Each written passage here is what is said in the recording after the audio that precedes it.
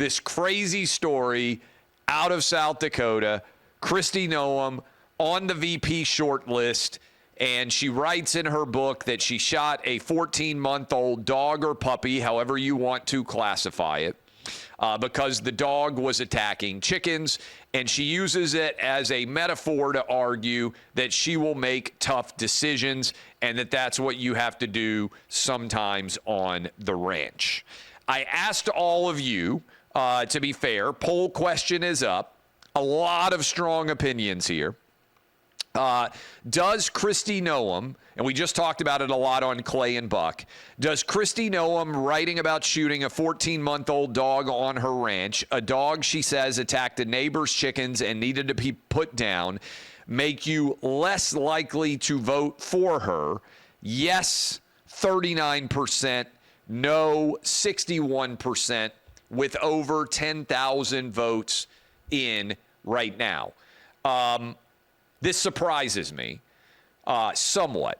I think there's a natural reflectiveness to defend when situations like these occur, and I think that is likely to be what is underway here, if I had to predict why exactly this is going on. But ultimately, I think this is a failure of Kristi Noem. Much of politics is about the stories that you choose to tell and how you tell them. It doesn't mean that every human is perfect or every human always makes the right decisions. But if you are trying to appeal to a large audience, what might have some appeal to ranchers in South Dakota doesn't necessarily translate to moms in Tampa or to Scottsdale, Arizona, when it comes to thinking about animals. And so I've told the story before. If you look closely at me, other side right here, I've got a pretty big scar that still has, that's still very visible on the right side of my face. When I was 6 years old, I got bitten by a German Shepherd in my friend's backyard. We were there with chickenpox. The dog leapt up, bit me across the face. You think about how small a 6-year-old is. The bone was visible on my cheek here. There was a hole in my cheek. My lip was split all the way open. 6 years old. Dog, Casper, German Shepherd. I did nothing to it. Just reached down, petted him on the head. He jumped up and bit half my face off. So as a young kid, you can imagine I was no great fan of dogs. Now, we had dogs, but when you're little, dogs are very close to your face. I did not grow up based on that, having a great experience with decent-sized dogs. Now, I'm 6 foot now. I don't have any fear of dogs that is massive or substantial because I'm a lot bigger than most dogs.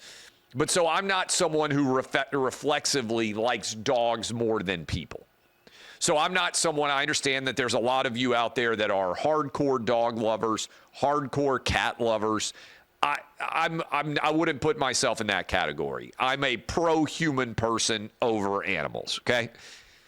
But I think this is a real failure. I think this is a failure of Kristi Noem not to contemplate how the stories that you tell about your life impact the way that people think about you. And I'll give you an example.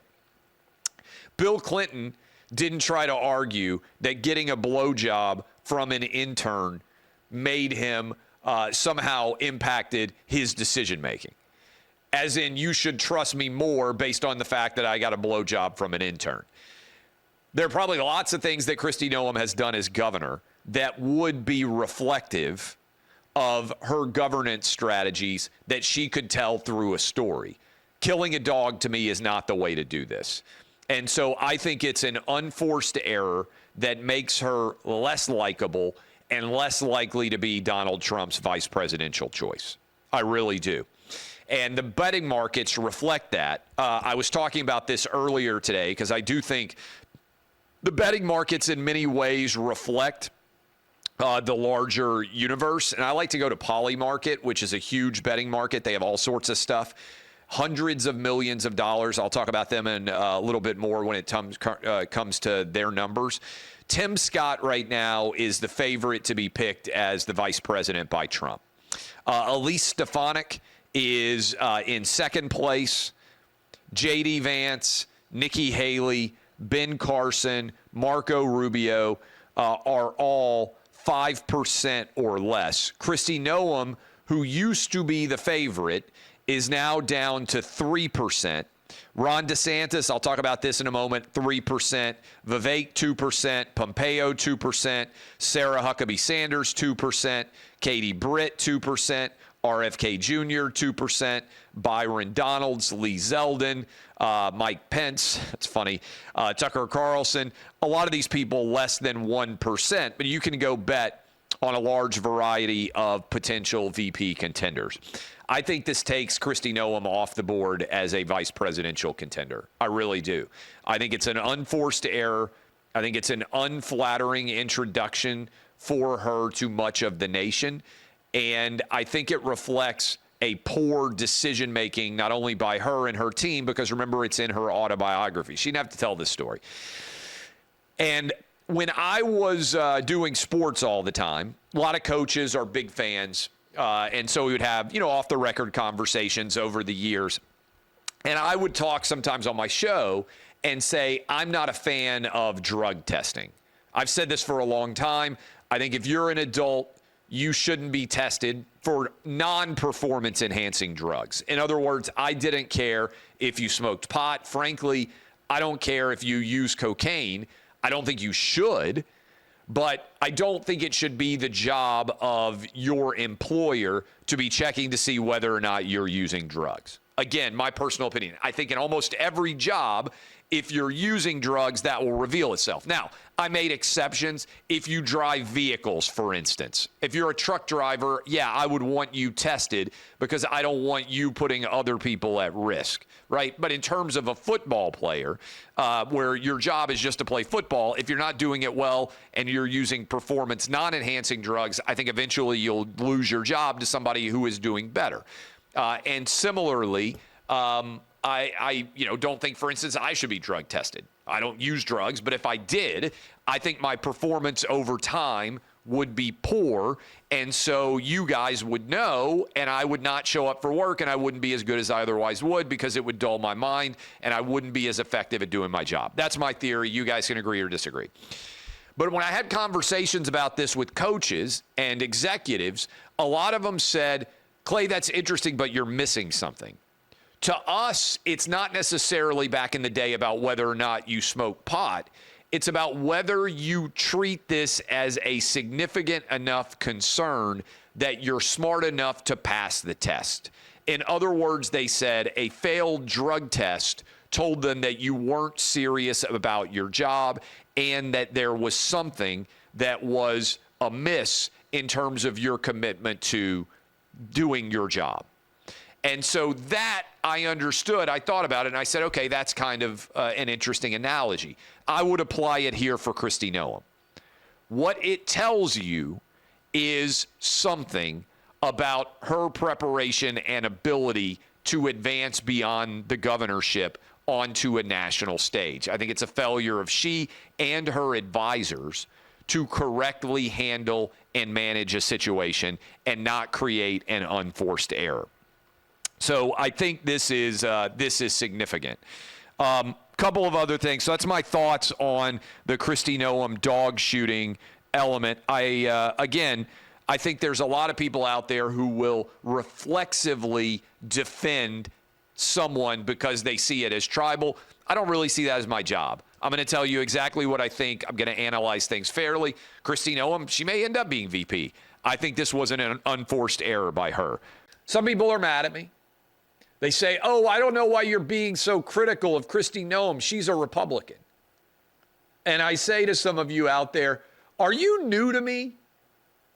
Have you not recognized that I don't know that anybody is more critical of, for instance, Tennessee coaches than me because I want to win? Fans understand this. You do sports talk radio. I'm a huge University of Tennessee fan. I have donated lots of money to the University of Tennessee. I want them to win every game. But when coaches or players do a poor job, I talk about it. When opponents of Tennessee have kicked our ass over the years, I give them praise and I talk about it. That's what being honest with your audience is. I'm not a propagandist. I will call it like I see it. I've been very favorably disposed recently, sometimes to Fetterman, sometimes to RFK Jr. Yes, I think Joe Biden is the worst president in any of our lives. But if I thought he was doing an amazing job, if I thought he was doing a Bill Clinton-like job, and I don't mean sleeping with an intern, I would tell you, hey, you know what? Economy's doing decently. He's doing great. He's not. He's a disaster. Kristi Noem's a disaster. I don't understand who is advising her. I didn't talk, I don't think, that much on this show about the crazy dog story that she put into her autobiography. So I'm just going to leave that on the side. But how in the world in your autobiography do you end up saying that you met Kim Jong-un, North Korea's dictator, who basically never leaves North Korea, without you or someone on your staff catching it? Look at this book right here, American Playbook. It's the most recent book that I wrote. I'm responsible for every word in it. Unlike a lot of celebrities, I actually write my own book. I sat down for several hours every day and I hammered out this book. I did all the edits and I did the voice audiobook version. If you go by just the audiobook version, you can hear me read this entire book. In order to do that, I had to sit in a studio for parts of 3 days, I think. And I read every word in this book for 4 or 5 hours a day for 3 straight days. That is brutal. You have to pronounce every word correctly. You have to read with the right inflection. It is really hard to do. And I'm not just saying that because I did it. I'm saying it because when you do it, you have to read every word, and sometimes you look at it and you're like, man, I screwed up that paragraph. I could have written that sentence better. This doesn't flow as well as I had hoped. This argument doesn't tie together. You have to be directly confronted with the book you wrote. And sometimes you're jotting down notes. There were several facts that I noticed, and I was like, hey, I think that's a mistype. Hey, I got that number a little bit wrong. I'm not claiming that this book is perfect. I'm sure there are words that I got wrong. I'm sure there's lots of grammar that I screwed up. But I'm telling you, I worked really hard at it. And when you read your actual book, you see everything. So when Kristi Noem said she met Kim Jong-un, there's only 2 ways that could happen. One, she intentionally lied and she didn't care. That's a possibility. She thought she could get away with it. 2, she's too dumb to realize that she couldn't get away with it because she didn't even think about the fact that Kim Jong-un has probably only met 5 American politicians ever because he doesn't leave North Korea. We know he met Trump. I can't remember. Maybe he met Madeleine Albright. Maybe he has met somebody else in the Secretary of State's office. Bill Richardson back in the day was a hostage negotiator. Maybe he's met him. We know he met Dennis Rodman, not a politician. But almost no one has met Kim Jong-un. She read that she had, and they didn't correct it till the book was already prepared to come out. And then they suddenly said, oh, wait, we misspoke. Since then, she's been going on all of these different television programs. Right now, she's doing a tour of Fox News. She did tours over the weekend trying to promote the book, and she looks like a crazy person. She just got into a battle with Stu Varney. Buck rightly said He's like British Mr. Rogers. She has lit herself on fire. I can't think of a political book that someone has ever written that has ended their national political career, but Kristi Noem, I believe, has no chance to be the VP pick now. And I think she's disqualified herself. And she was strongly in the mix, and I think could have been the pick, except for the fact that she has lit herself on fire. So this is a big story, and I'm not going to tiptoe up to it just because she happens to be a Republican. When Republicans or Democrats do dumb things, I'm going to talk about it, and I'm going to analyze it. And if you just want propagandists to sit around and only say good things about your side, I'm not your guy. There's other people who will do that. That's not me. Never has been, never will be. To me, this is like being state-sponsored radio. If you put the team on right after the team played a crappy game and you don't talk about the fact that the team played a crappy game, to me, why would I ever trust you? All I'm going to do is tell you exactly what I think, no matter what. Can be good for Democrats, bad for Democrats, good for Republicans, bad for Republicans, can be good for independents, bad for independents. This is what I pledge to you. Same thing I've always pledged.